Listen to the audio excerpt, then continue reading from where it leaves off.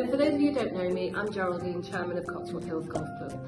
You've heard quite a lot recently about the club's plans to streamline and modernise the way the club is managed, specifically the board and committee structures.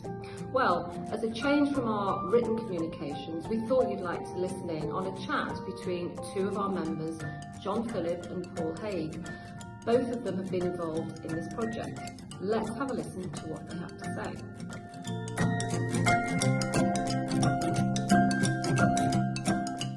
So Paul, what exactly is the governance of a golf club? Well, the dictionary offers several alternative definitions. In the case of golf club, it embraces the direction and management of the club, the rules that members agree to, and the mechanisms by which those rules are applied.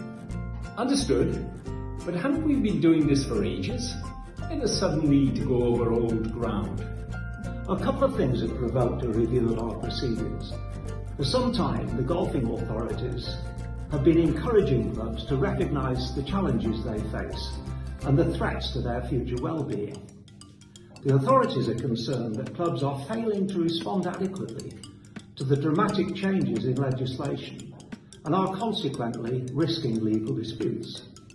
If I can interrupt you there, are they referring to the insurance risks, staff management issues, health and safety, or financial and legal compliance?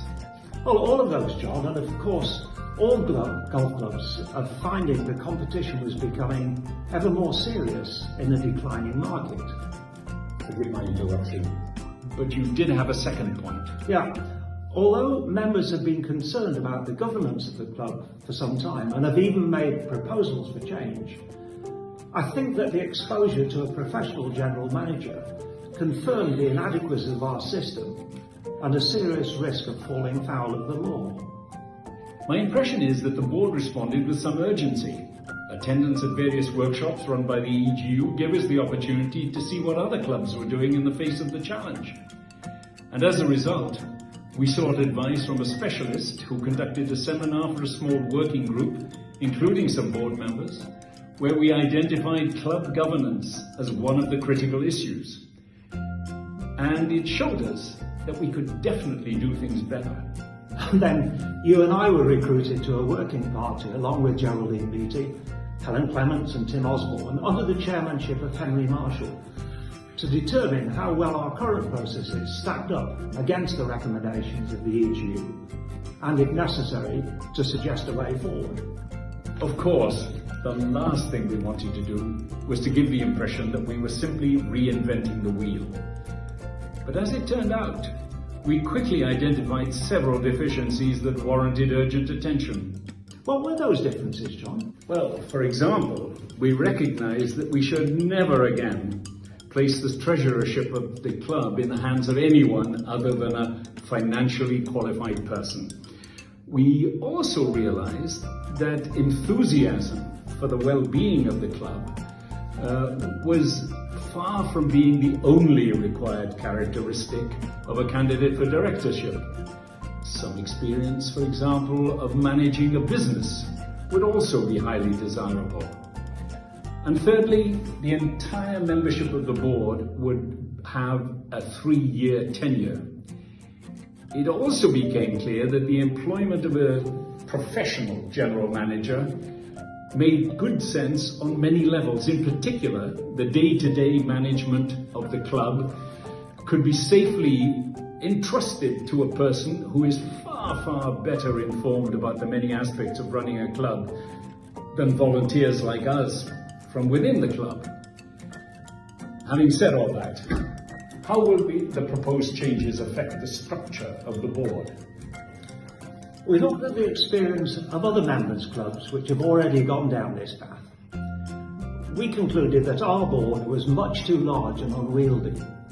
When day-to-day management becomes the responsibility of a general manager, there simply isn't the need for a large board. In future, a board of 7 directors will focus on the financial and legal aspects of management, coupled with the maintenance of full membership lists.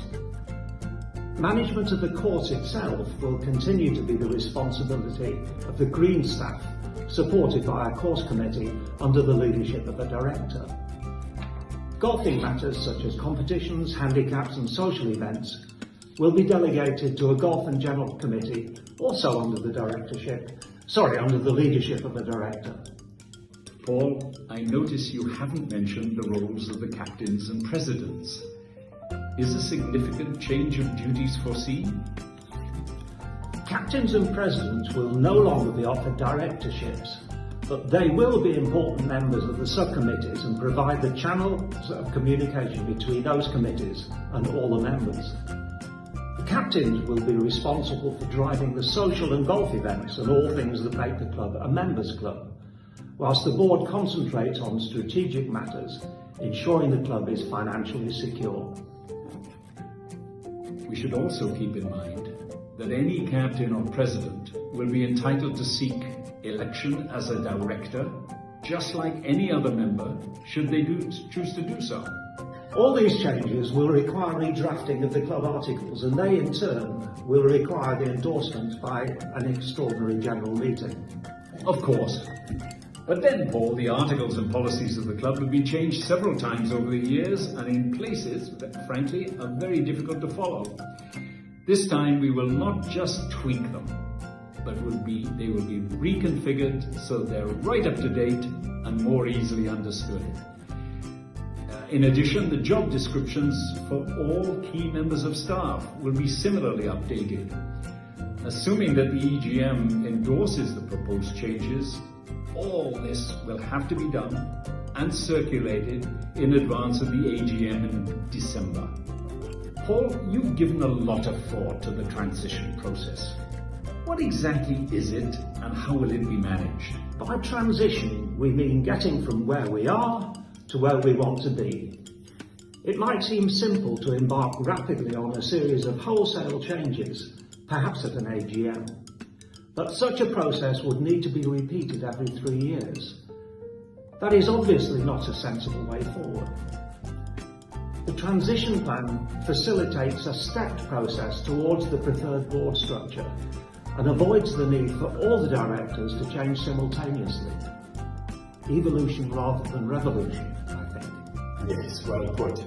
As I understand it, we'll be informed of the proposed changes in writing and given a chance to question them in a couple of member information meetings and a number of pop-up information desks prior to the EGM. The rewriting of the articles and the transmission of information is a huge amount of work under the most difficult circumstances. Wouldn't it have been better to have postponed the whole thing until the pandemic has subsided? That's a valid point, John. COVID-19 has made life very difficult for all of us. But the problem is that we simply don't know when the pandemic will have been reduced sufficiently for a return to relatively normal life. In the meantime, recent events at the club have exposed the need for prompt attention to our management system. Legal advice has confirmed that it is feasible to hold hybrid meetings in which some members are present in the clubhouse in person and others participate by electronic means. With a little good fortune, I think that we can make it work for the good of all of us. I agree with you, Paul, and many thanks. I'm sure that you join me in encouraging all the club members to register for the EGM and to support the proposed changes.